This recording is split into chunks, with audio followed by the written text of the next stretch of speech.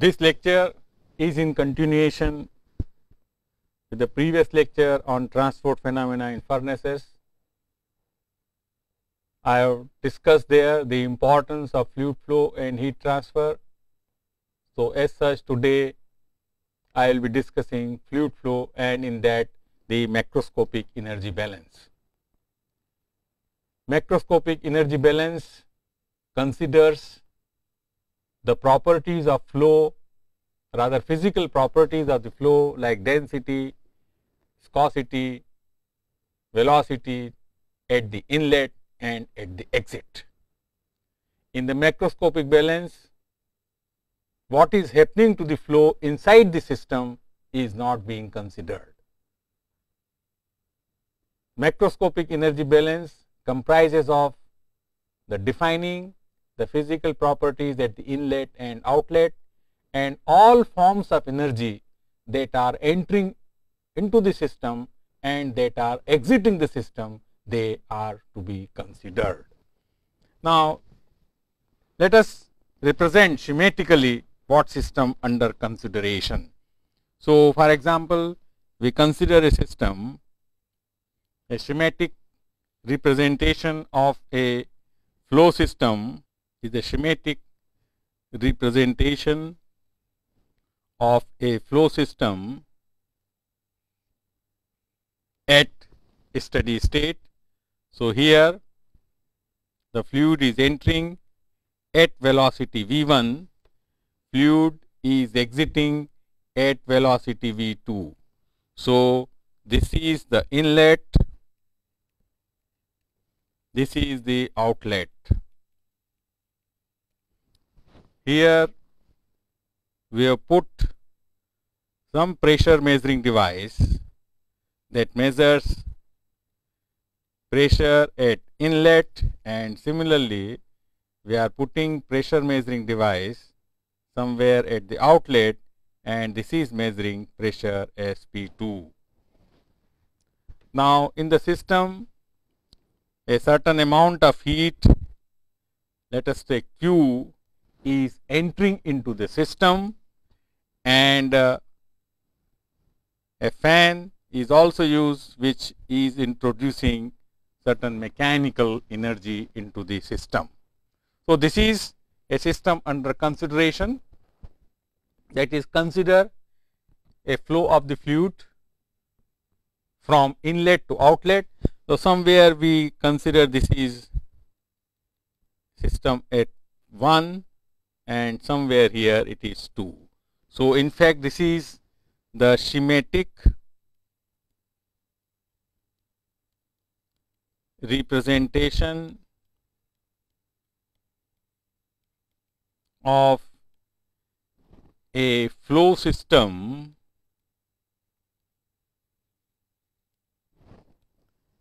at steady state. Mind you, we are considering steady state from point 1 to point 2. So, if we consider steady flow, that means at steady flow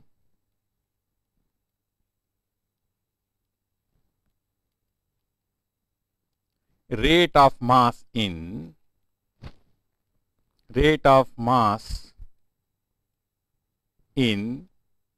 that is at point 1, we can consider this is point 1 and somewhere here is point 2. That will be equal to rate of mass out,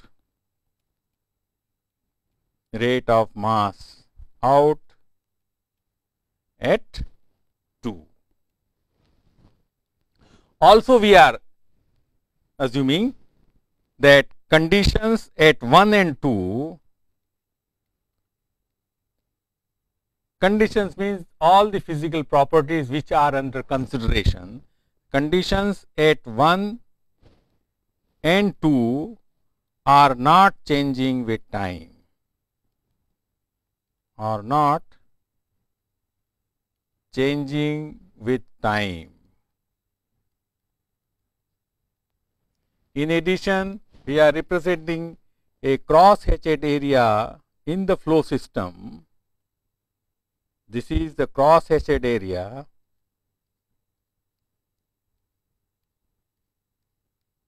So, this cross-hatched area, I am writing here, cross-hatched area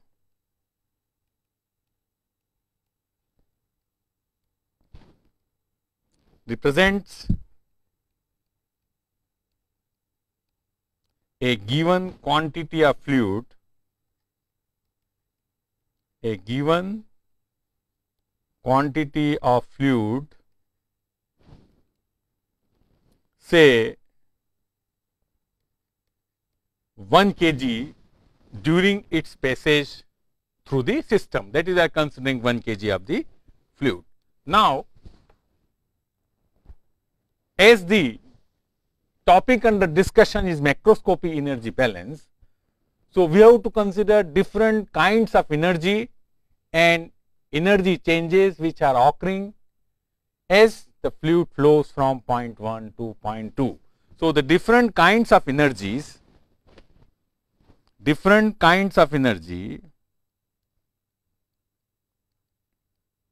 different kinds of energy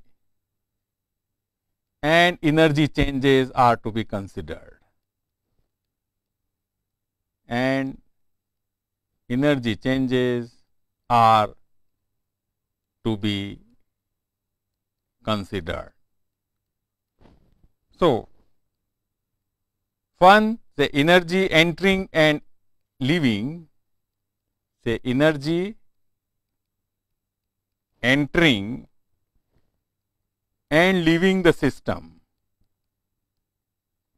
Say one form is the kinetic energy by virtue of motion, kinetic energy. Second is the potential energy. Potential energy, that is, in the figure, say we consider this is the datum point, or this is the datum line, and here the system is at height Z1 and here it is at height Z2.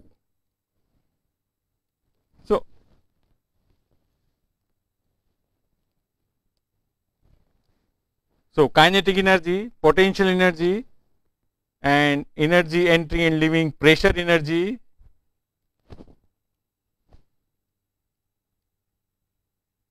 because pressure energy, when the fluid is entering into the system, it enters at a pressure. So, as such pressure energy is in, and when it exits, the pressure energy also is out. Then heat content.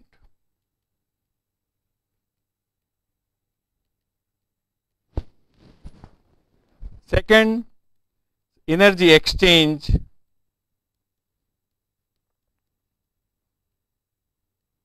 Second, energy exchange between fluid flow system and surrounding, that is transfer of heat.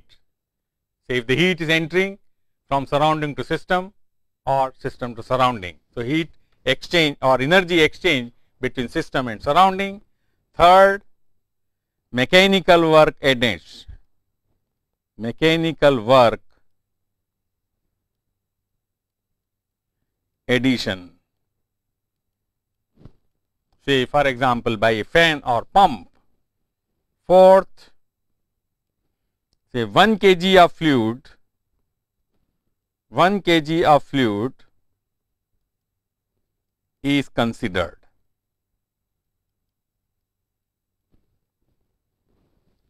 So, it may do the mechanical work on the fluid which is being surrounded by 1 kg of the fluid. So, as such the expansion work will also to be considered. Fifth, say within the system,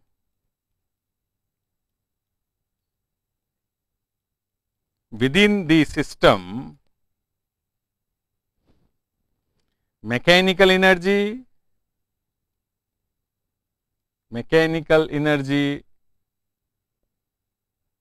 is converted to heat,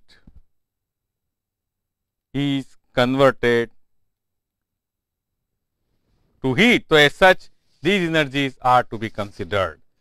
Now, another important thing is that the unit for energy flow calculation is meter square per second square per kg of mass, or if we say per kg rate of mass, then the unit will be kg meter square upon second square, and the rate of flow is kg per second. So, this is what the unit. Now, potential energy of the fluid is possessed by virtue of the mass, position and gravity.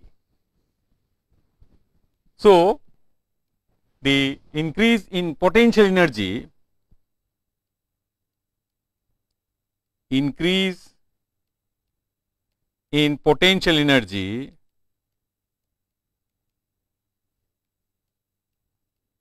in our system under consideration, that will be G into Z2 minus Z1. Mind you, we are writing per unit mass.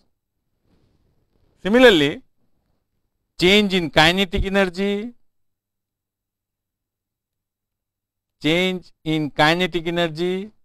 that will be equal to half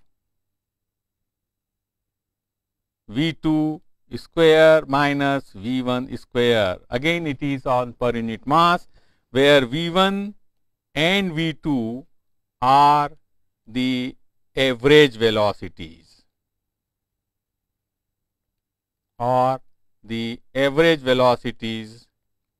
at point 1 and point 2.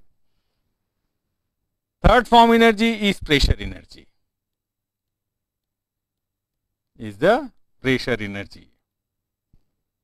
Now, this pressure energy is the mechanical energy possessed by the fluid because it is under pressure. At some pressure it enters, at some pressure it exits. So, it possesses some type of mechanical energy. So, the pressure energy of entering fluid,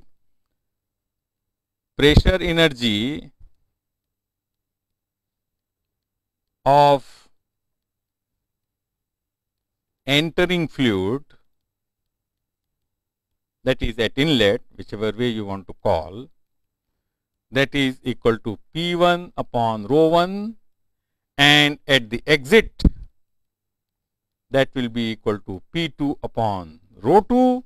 Therefore, increase in pressure energy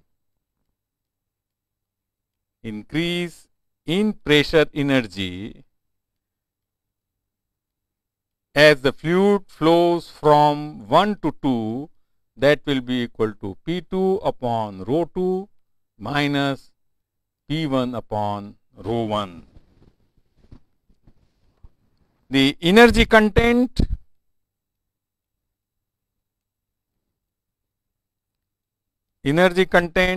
or let us say heat content at 1 and 2, H1 and H2, they are the enthalpy.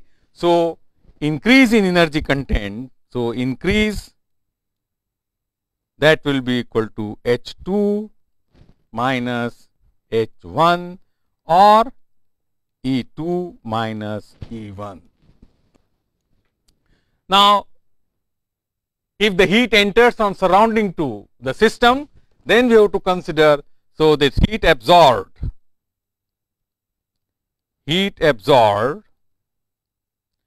as shown in the figure, that is equal to Q entering from surrounding to system. Then we have self expansion work.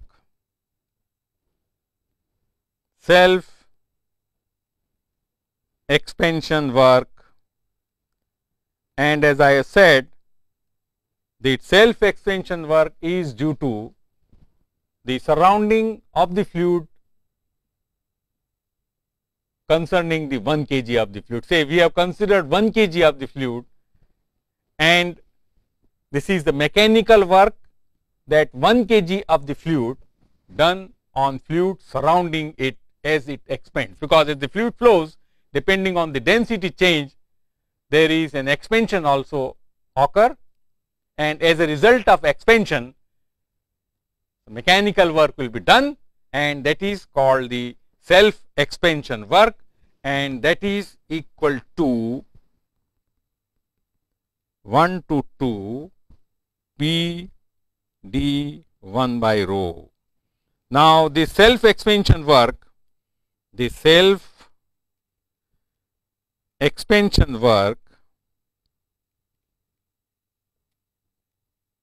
is equal to 0 when there are no density changes. Remember, when there are no density changes, then self expansion work is to be 0. Another form of energy that we have to consider, and that is the most important part in any mechanical energy balance, is the friction, or the so called frictional forces. And this frictional forces is responsible, say, conversion of mechanical energy into heat. Conversion of mechanical energy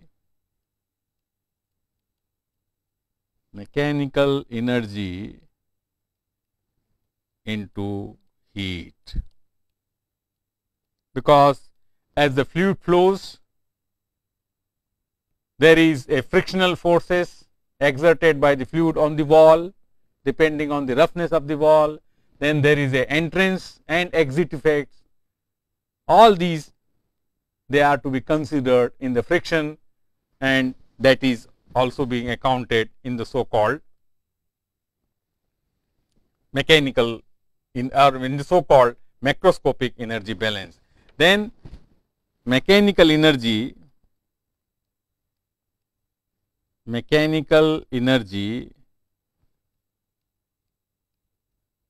added, say we incorporated some fan or by pump, let us say that is equal to plus m. Plus means, that means we are adding into it. So, then we can write down now total energy balance. We can write down now total energy balance is just we have to sum total at point 1 and point 2. So, G Z2 plus P2 upon rho 2, this is the pressure energy at point 2, plus V2 square upon 2, this is the kinetic energy at point 2, plus energy content at 2, that will be equal to G Z1 plus P1 upon rho 1 plus V1 square upon 2 plus E1 plus M and plus Q, and that is our equation number 1. So, that is how the total energy balance comprises of. Now, you see that we can also put it, let us say H, that is equal to E plus P by rho, you know this thermodynamic equation. Then we can put it, for example, G Z2 plus V2 square by 2 plus H2, that is equal to G Z1 plus V1 square by 2 plus H1 plus Q plus M, and that is our equation number 2. Now, equation number 2 is in fact an energy balance. Now, this equation is useful only when there are heat content or changes in the heat are involved, but in our, for example, in a steam engine, there is a considerable change in the heat is involved, then the equation 2 is helpful. But for gas flow systems at substantially atmospheric pressures in furnaces, flues and ordinary metallurgical equipment, and for liquid flow system, the mechanical energy balance is much more useful. So, now alone mechanical energy balance, say input and output of mechanical energy, it cannot be equated as we have done in case of energy balance. Now, why we cannot equate it? Because conversion of heat into mechanical energy, that has to be considered, and other energy conversions occurring within the system. So, these two things, because of this, a straightaway mechanical energy balance, a input and output of mechanical energy, it cannot be equated. So, mechanical energy balance, which is useful for the design of the furnace equipment, flues, furnaces and so on, that can be derived by considering the conversion, say conversion of heat into mechanical energy and other energy conversions that are occurring. So, the useful form is the mechanical energy balance. Mechanical energy balance, and mechanical energy balance can be written, that is mechanical energy output, mechanical energy output plus mechanical energy converted to heat, mechanical energy converted to heat, that is equal to mechanical energy input, mechanical energy input plus other energies converted to mechanical energy. So, that is what a mechanical energy balance is in qualitative statement. So, now in order to make it quantification of this, now say mechanical energy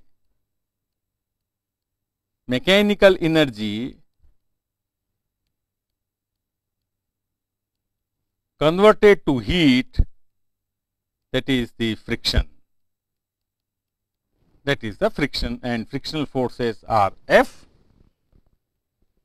Say other forms of energy that are converted into mechanical energy is by expansion of the fluid, which furnishes so called self expansion work. So, accordingly the complete mechanical energy balance,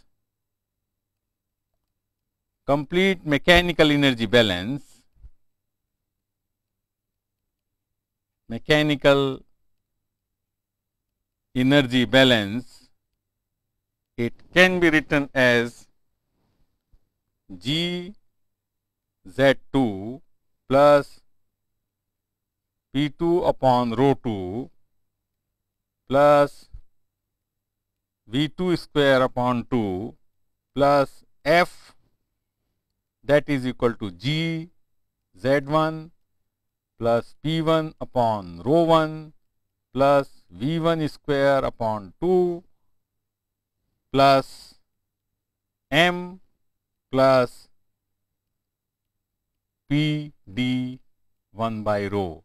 Here Z2 and Z1, they are the positions, P2 is the pressure at point 2, rho 2 is the density of fluid at point 2, V2 is the velocity at point 2, F is the frictional forces, and P1 the pressure at the point 1, rho 1 is the density of the fluid at point 1, V1 is the velocity at point 1, and M is the mechanical work added by pump or by whatever the case may be, and P d1 by rho is the self expansion work. Now, since we know, since say P2 upon rho 2 minus P1 upon rho 1, it can be written equal to 1 to 2 P d 1 by rho plus to 2 1 by rho dP, and let me put this equation is 2, this equation is 3. So, by combining 2 and 3 and by writing in terms of change in mechanical energy. So, the equation look G Z2 minus Z1 plus V2 square minus V1 square by 2 plus 1 to 2 1 by rho dP plus F minus M, that is equal to 0, and that is our equation number 4. Now, for incompressible fluids, say for incompressible fluids,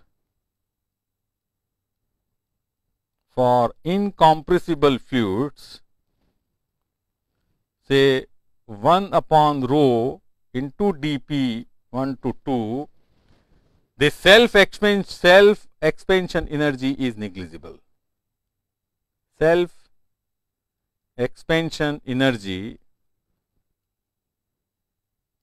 is negligible, because by virtue of the incompressible fluid, the density does not change. So, for incompressible fluid, the mechanical energy balance is G Z2 minus Z1 plus V2 square minus V1 square by 2 plus F minus M plus P2 minus P1 upon rho, that will be equal to 0, and this is our equation number 5. So, as such, we have, this is the mechanical energy balance, and for incompressible fluid, since density is constant, so we can integrate it and get it P2 minus P1. So, this is our mechanical energy balance, and mind you that this mechanical energy balance has been derived by considering per unit of mass. That point is to be clear. Now, for gas flows at constant, say for gas flows,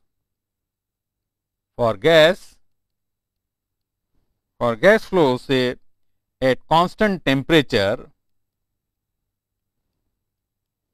and atmospheric pressure, and at, let us say, atmospheric pressures,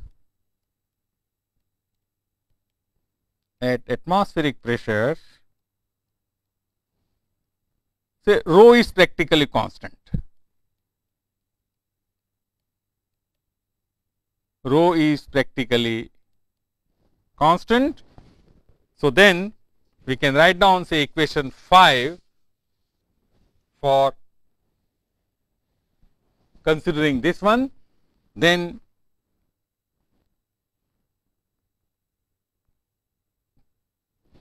now, when gas density varies, when the gas density varies, then we can evaluate the integral 1 to 2 1 by rho dP, that is equal to, we can put it P2 minus P1 upon rho average, where say rho average, if suppose the gas passes through a duct and the temperature decreases from T2 to T1, then 1 upon rho average, that will be equal to 1 upon rho 2 plus 1 upon rho 1 into 0.5, that is, you are taking the arithmetic average. So, mechanical energy balance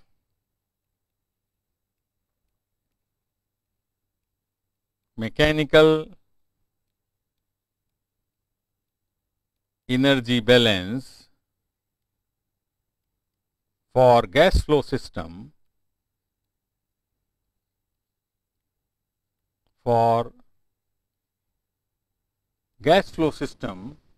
it will be G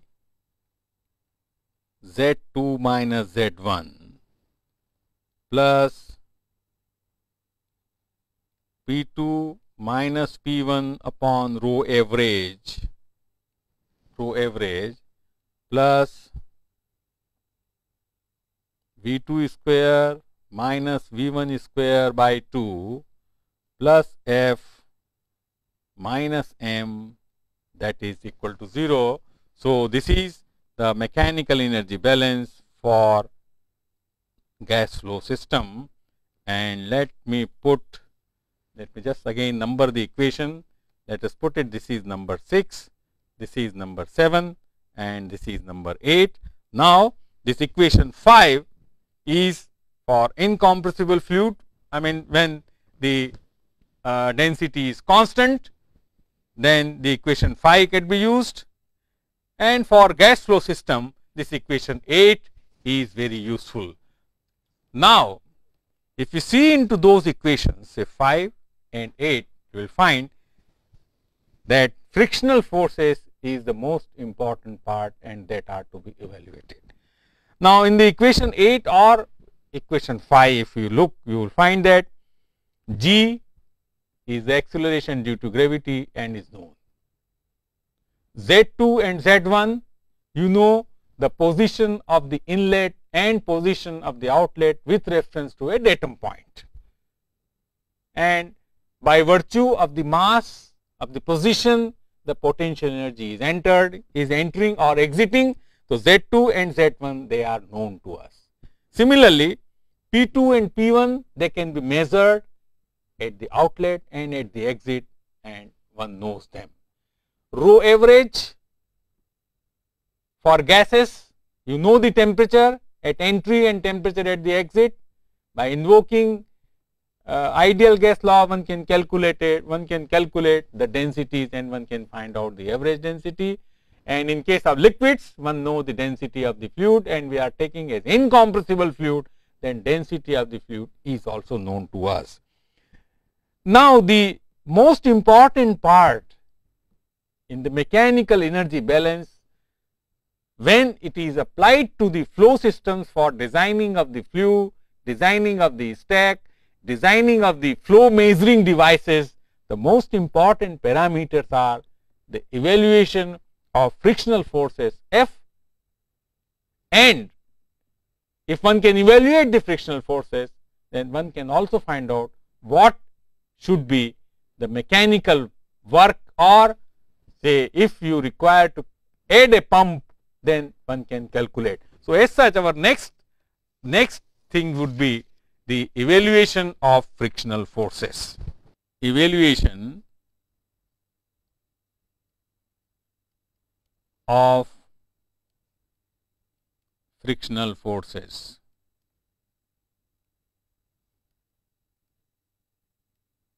F. Now, say in the figure, you see we represented a flow system at which the fluid is entering at point 1. I am slightly modifying this flow system. Say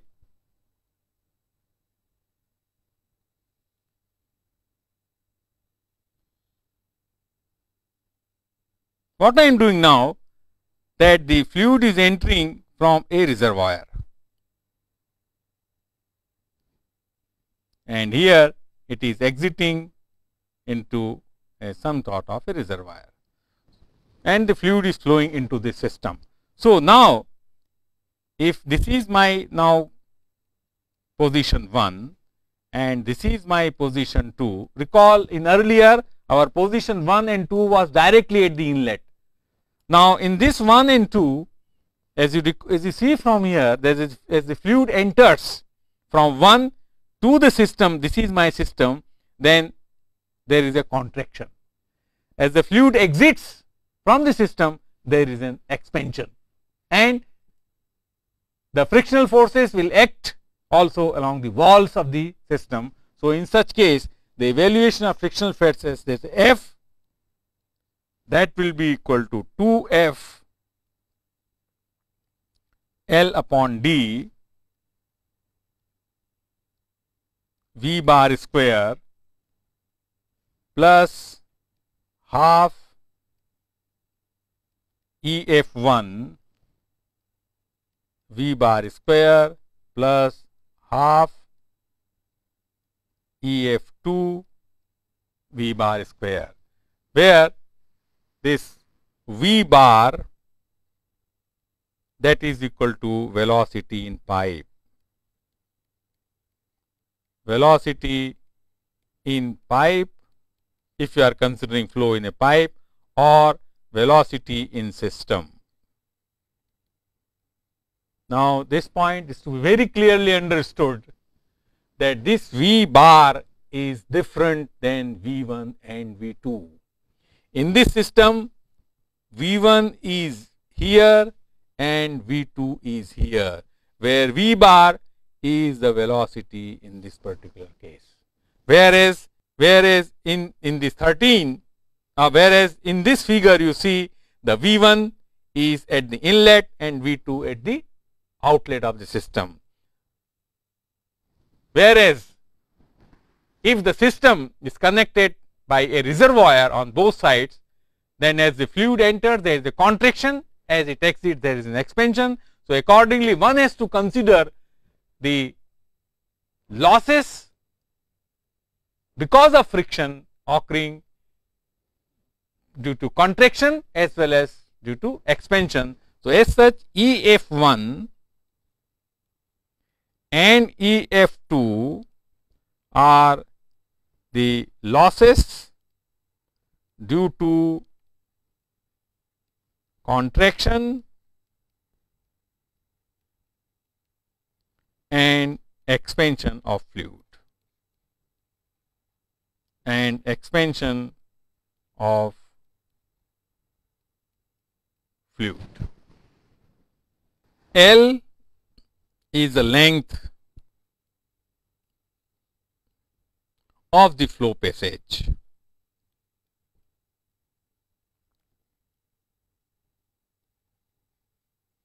F is the friction factor. F is the friction factor.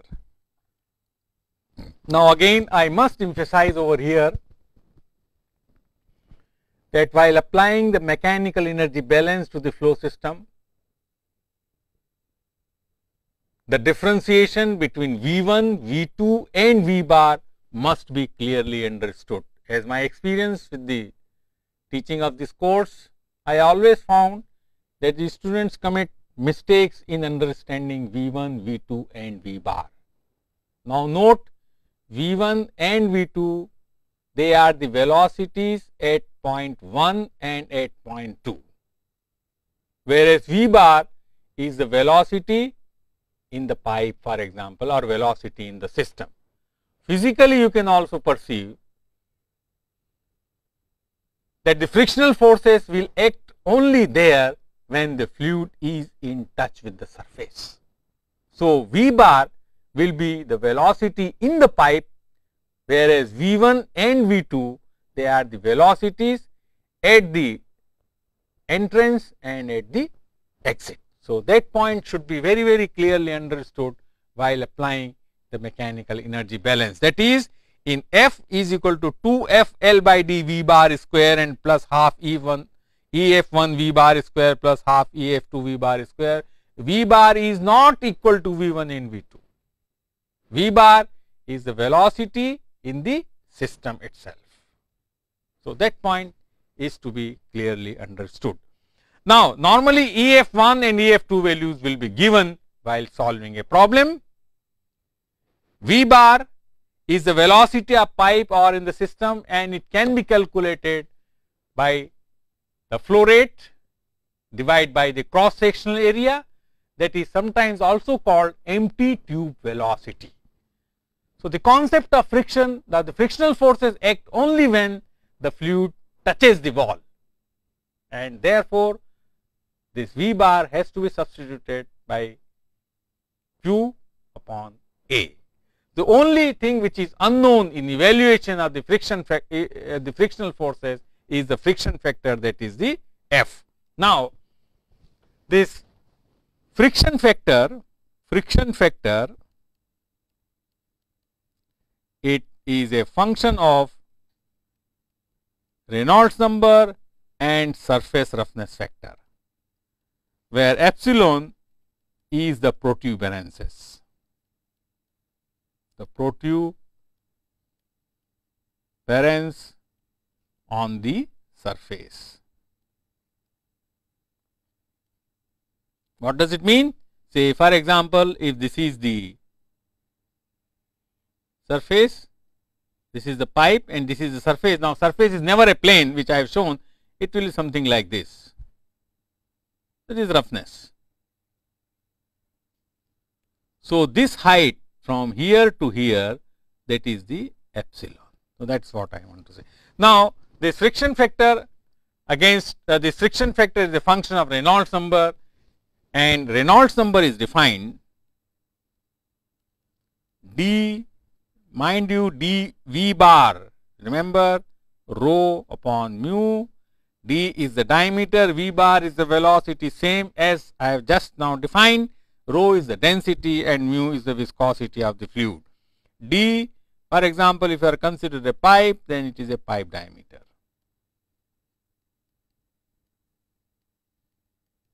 Okay, pipe diameter. Now, the variation of friction factor with the Reynolds number, it depends on the geometry of the system. For example, if you consider friction factor for flow in tube, which is long and smooth tube, then you know we have laminar flow,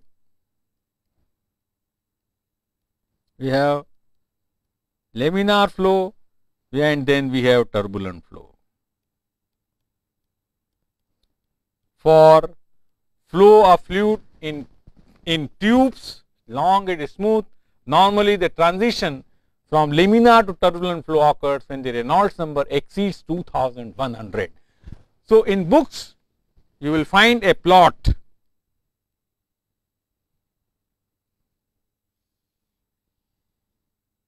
which is F against Reynolds number. I am just drawing schematically.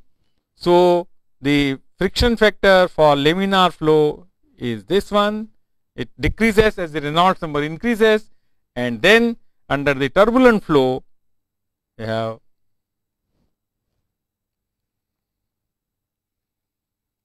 this is for the turbulent flow,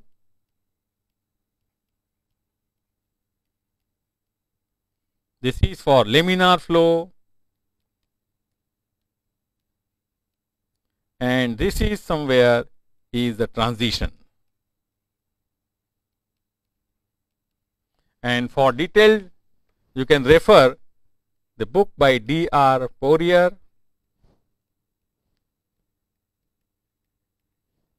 and G.H. Geiger. Name of the book, Transport Phenomena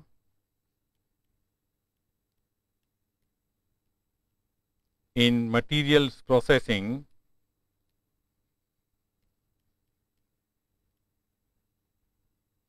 it is TMS publication 1994, or in any fluid dynamic book you will find the friction factor plotted against Reynolds number for various geometries, for pipes, for tubes, for sphere, for rectangles and what not. So, for say friction factor F for flow in tube in laminar flow, F in laminar flow for tubes, it can be calculated from equation 16 upon NRE. The one. Now, when the Reynolds number is in between 2.1 into 10 to the power 3 less than Reynolds number less than 10 to the power 5, then F can be calculated is equal to 0.0791 Reynolds number to the power minus 1 upon 4. This is for long and smooth pipes.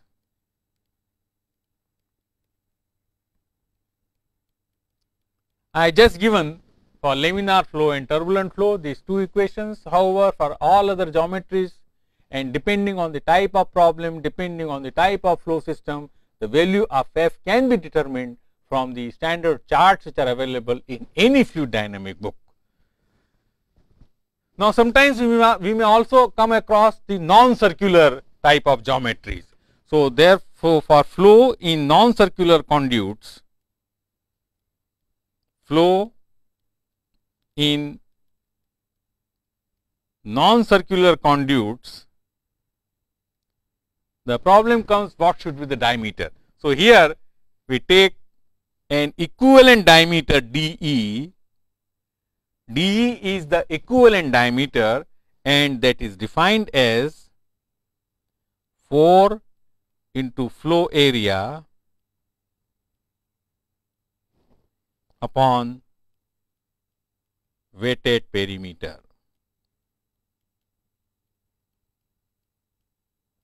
That will be equal to 4A upon PW. For example, for the rectangular ducts, say for the rectangular ducts of dimensions Z1 and Z2, the equivalent diameter dE that will be equal to 2 into Z1 into Z2 upon Z1 plus Z2. So, while calculating the Reynolds number, this thing has to be kept in mind, the calculation of equivalent diameter, because the friction factor calculation by the equation 16 by NRE or other equation that takes into account D as the diameter. So, one is to substitute the so called the equivalent diameter for all non-circular conduits. Now, also there can be a situations also, say flow through valves and fittings. Flow through valves and fittings. Say in several cases, say we may have a flow system has to be designed. For example, this is a straight line and then one requires a sort of say bands, and then again you have one band, another band, and then further like this. So, it is that many things are possible. So, to evaluate, and then there is a valves are also attached in the flow system. Then what we have to consider? We consider the so called an equivalent length,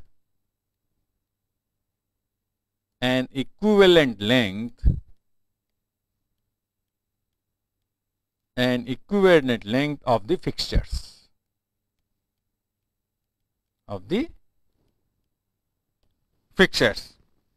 For example, we have here say one elbow, then you have second elbow, then you have third elbow, and then somewhere here we have a wall.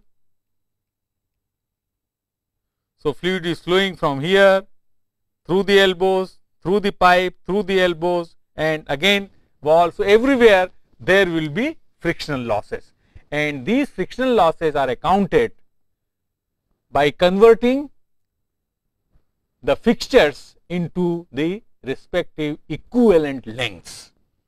Now, this equivalent length concept is that then the frictional forces through the fixtures, that will be equal to 2F LE upon T V bar square. Now, for example, say if a network, it contains 8-meter long pipe,